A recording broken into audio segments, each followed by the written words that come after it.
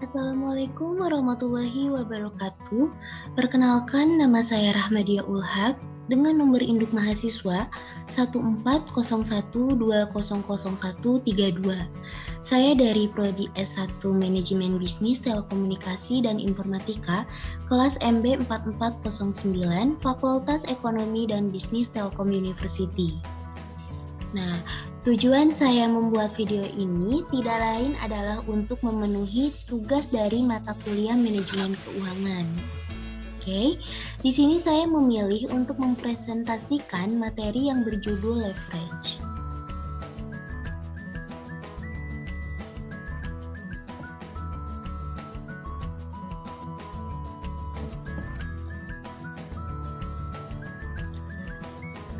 Di sini ada 4 poin yang akan saya bahas. Yang pertama ada resiko. Nah, di poin resiko ini saya akan menjelaskan apa pengertian resiko dan jenis-jenis resiko yang ada pada leverage. Yang kedua, ada pengertian leverage. Yang ketiga, ada operating leverage. Dan yang keempat, ada financial leverage.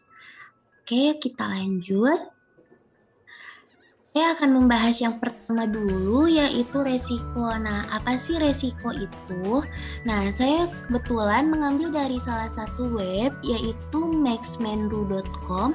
Nah, di situ dijelaskan bahwa si resiko ini adalah suatu keadaan yang tidak pasti dan terdapat unsur yang berbahaya akibat atau konsekuensi yang bisa saja terjadi akibat proses yang sedang berlangsung maupun kejadian yang akan datang. Nah, pada keputusan investasi yang menyangkut masa depan ini bersifat tidak pasti, sehingga di dalamnya ini menggambarkan unsur resiko agar investasi memberikan hasil yang efektif. Maka investor harus mampu menilai pendapatan atau resiko yang terkandung dalam alternatif investasi yang direncanakan. Nah, umumnya resiko ada pada setiap investasi, besar kecilnya resiko ini juga tergantung pada jenis investasinya tersebut.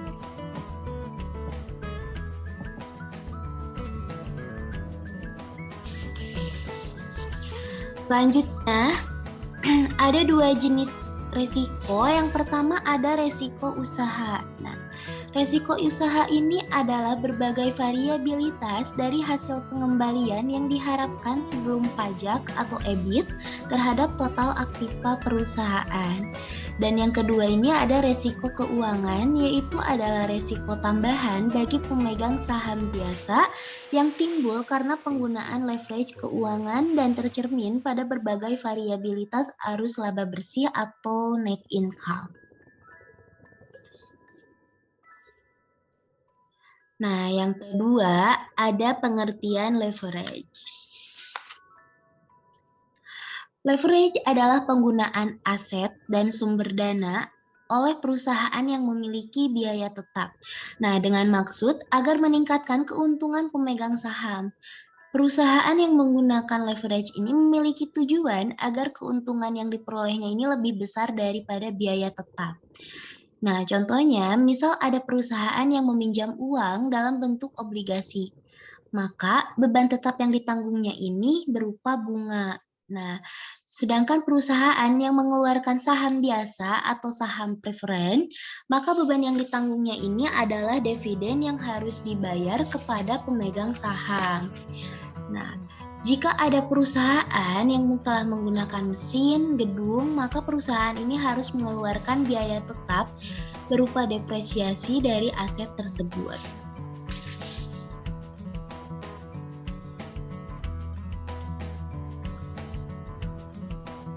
Nah, kenapa sih kita harus menggunakan leverage? Jadi, misal nih contohnya, jika ada perusahaan yang menggunakan leverage, ini dengan tujuan agar keuntungan yang diperolehnya itu bisa lebih besar daripada biaya tetap atau beban tetap yang telah dikeluarkannya.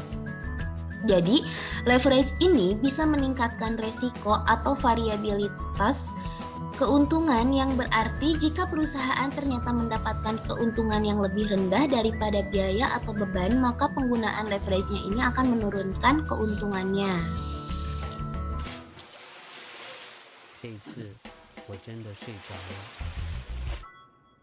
Nah, selanjutnya ke poin ketiga yaitu operating leverage. Nah, apa sih leverage operasi itu?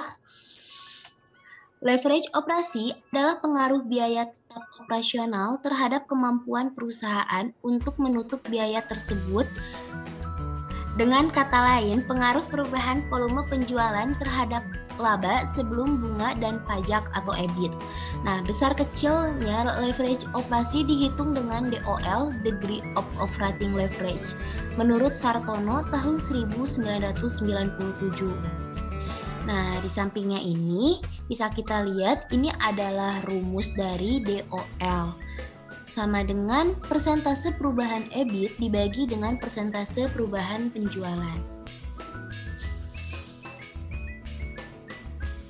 Selain itu, ada beberapa poin penting yang harus kita ketahui nih. Yang pertama itu berhubungan antara hasil penjualan dengan EBIT. Nah, dengan adanya perubahan hasil penjualan, ini diharapkan EBIT ini akan semakin besar. Kedua, ada penggunaan dana yang memiliki beban tetap dengan maksud untuk memberikan EBIT ini lebih besar daripada beban tetapnya atau depresiasi. Yang ketiga ini ada multiplier effect atau pengaruh berganda. Nah, hasil penggunaan beban tetap terhadap EBIT-nya ini disebut dengan Degree of Operating Leverage atau DOL. Yang terakhir ini DOL didefinisikan persentase perubahan EBIT sebagai akibat dari persentase perubahan penjualan. Haridang aku pause dulu. Hah? Enggak lah, nggak usah. Paling bicara. Iya ya bener. Oke, lanjut yang mana Len? Nah, berikut ada contoh soal.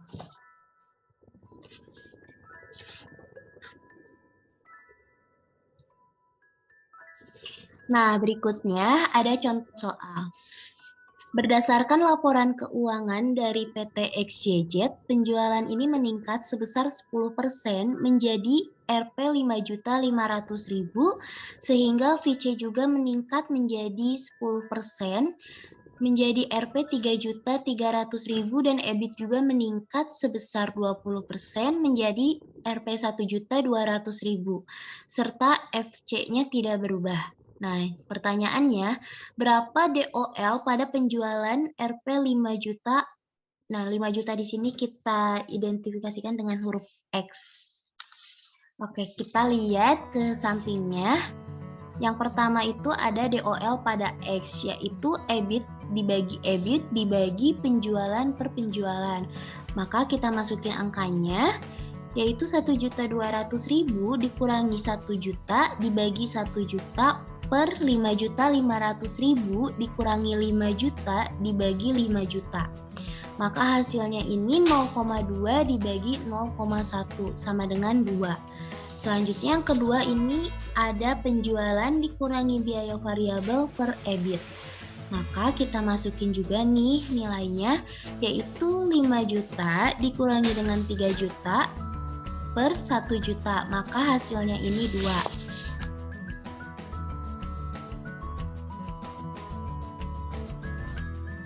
Nah, kenapa sih hasil dari DOL-nya itu 2? Itu karena setiap perubahan 1% penjualan atas dasar Rp 5 juta akan mengakibatkan perubahan EBIT sebesar 2% dengan arah yang sama dan juga sebaliknya. Dan kenaikan penjualan sebesar 10% juga akan mengakibatkan kenaikan EBIT sebesar 20%. Jadi semakin besar DOL berarti akan semakin besar pengaruh perubahan penjualan terhadap perubahan EBIT. Nah, di DOL ini ada resiko yang juga dikenal dengan resiko bisnis. Seperti yang sudah saya jelaskan di poin pertama, resiko bisnis ini merupakan resiko ketidakpastian tingkat EBIT yang akan diperoleh. Nah, selanjutnya ada beberapa faktor yang mempengaruhi resiko bisnis. Yang pertama ada degree of operating leverage atau DOL. Nah, semakin tinggi DOL, maka akan semakin besar pengaruh perubahan penjualan terhadap EBIT dan semakin tinggi resiko bisnisnya. Yang kedua, ada variabilitas atau ketidakpastian. Nah, penjualan apabila biaya tetap FC tinggi dan penjualan relatif stabil, maka DOL-nya ini akan tinggi. Dengan DOL yang tinggi ini akan mengakibatkan resiko bisnis juga yang tinggi. Contoh perusahaan dari public utilities itu seperti PLN dan PAM. Dan transportasinya yaitu PPD dan Mayasari Bakti. Ketiga, ada ketidakpastian harga jual dan biaya variabel. Apabila harga jual dan biaya variabel sangat tidak pasti sepanjang tahun, maka akan mengakibatkan resiko bisnis yang tinggi.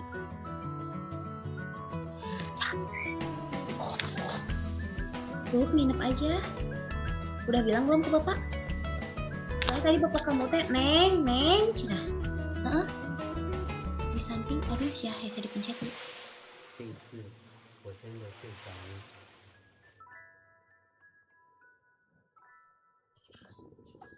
Terakhir. Gak apa-apa deh, seadanya mah liar ya.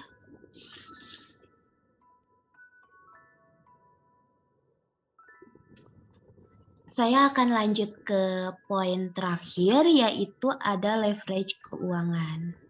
Nah, apa sih itu leverage keuangan? Leverage keuangan ini adalah penggunaan dana yang memiliki beban tetap dengan maksud atau harapan akan memberikan tambahan keuntungan yang lebih besar daripada beban tetapnya. Maka sehingga akan meningkatkan keuntungan yang bersedia bagi pemegang saham. Leverage keuangan ini sangat berhubungan dengan EBIT dan EPS. Artinya, dengan adanya perubahan EBIT, maka diharapkan EPS semakin besar. Nah, pengaruh ganda dari hasil penggunaan beban tetap atau bunga dan dividen pemegang saham preference terhadap EPS disebut dengan degree of financial leverage atau DFL. Di samping saya ini ada DFL, ada rumusnya, yaitu DFL sama dengan persentase perubahan EPS per persentase perubahan EBIT. Rumus yang kedua ada DFL sama dengan EBIT per EBIT min 1 min dalam kurung DP per 1 min T. Nah, I-nya itu artinya interset, sedangkan DP itu adalah dividend preference, dan T-nya ini adalah tax, sedangkan X-nya itu adalah EBIT. Nah, di sini juga ada contoh soal. Diketahui EBIT sama dengan 1 juta, I-nya sama dengan 250.000, taksnya 40%, dan DP-nya ini 150.000. Nah, yang ditanyakannya adalah DFL pada EBIT ketika harganya 1 juta. Oke, kita lihat di sampingnya ini, DFL pada X EBIT, kita masukin dulu rumusnya yang tadi, yang kedua yaitu EBIT dibagi EBIT min 1 min dalam kurung DP per 1 min T. Maka selanjutnya kita masukin nilai-nilainya.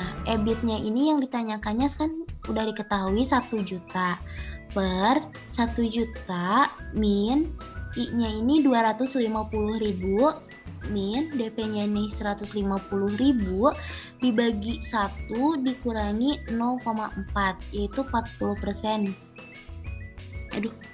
Nah, hasilnya yaitu 750.000 dikurangi dengan 150.000 dibagi 0,6 per 1 juta per 750.000 dikurangi dengan 250.000 dan DFL pada X-nya itu hasilnya menjadi 2.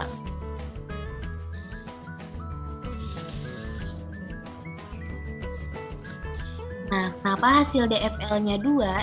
Itu artinya setiap perubahan atau ada kenaikan EBIT sebesar 1%, maka akan mengakibatkan perubahan atau kenaikan EPS juga sebesar 2% dengan arah yang sama, atau setiap perubahan EBIT sebesar 10% ini akan mengakibatkan perubahan EPS sebesar 20% dengan arah yang sama. Nah, di dalam DFL juga ada resiko yang harus ditanggung perusahaan, yaitu resiko keuangan, sama seperti yang sudah saya bahas di poin pertama. Resiko keuangan ini seperti resiko keuangan itu adalah variabilitas ketidakpastian laba atau EPS yang akan diterima oleh pemegang saham biasa. Nah, semakin tinggi DFL juga akan semakin tinggi biaya modal tetap dan resiko finansial juga akan semakin tinggi, dan perusahaan ini harus berusaha agar tambahan EBIT ini lebih besar biaya modal tetapnya. Sekian ya, Bella, aku banyak ide udah malamnya. Kabur ya, subuh ge. Oke.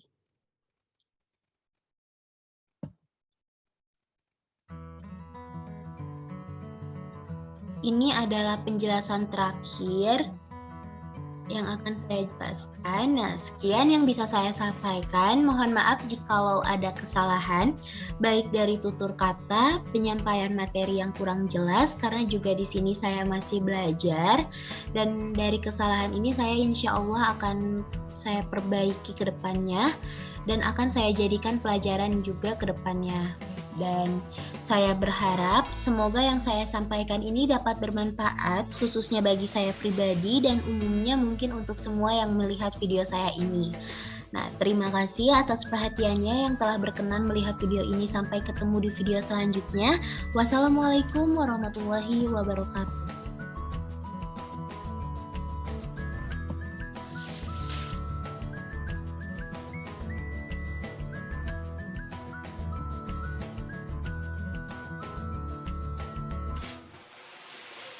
这一次我真的睡着了。